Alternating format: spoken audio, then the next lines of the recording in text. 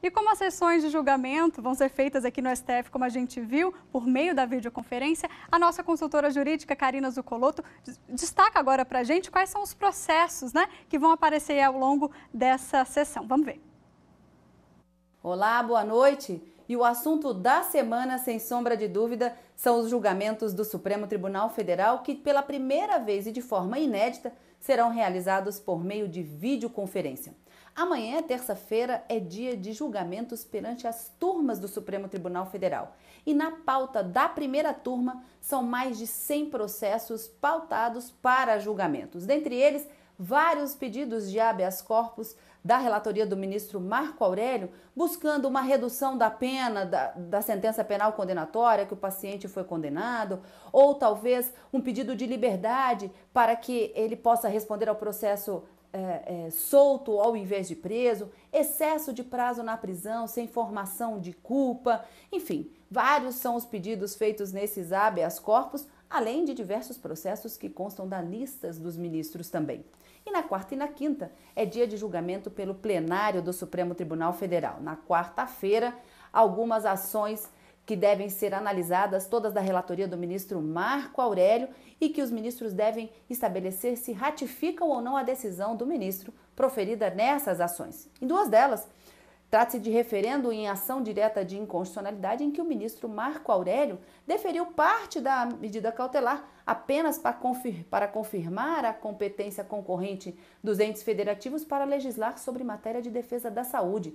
Questionam dispositivos da medida provisória 926 e 927, principalmente em relação à limitação de circulação de pessoas, como isolamento social, quarentena e também restrição de circulação de pessoas em portos, rodovias e aeroportos. Ainda na quarta, está também o referendo numa ação direta de inconstitucionalidade por omissão, em que o partido autor alega que o presidente da República, o presidente da Câmara e do Senado estariam sendo omissos na edição de leis que garantissem à população mais carente a alimentação, o mínimo existencial e a dignidade da pessoa humana. E buscava no Supremo que fosse estabelecido um valor mínimo de uma renda básica emergencial temporária. O ministro Marco Aurélio não conheceu do pedido e esse pode ser um dos temas também apreciados na quarta-feira.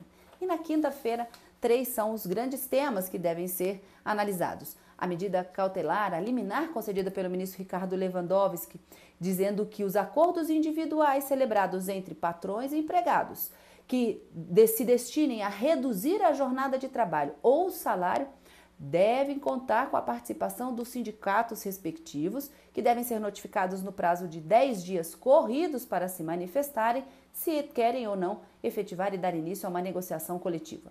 O silêncio do sindicato representaria, de uma certa forma, a sua anuência naquele acordo individual. Como é em sede de ação direta de inconstitucionalidade, é necessário que o plenário se manifeste para confirmar essa decisão.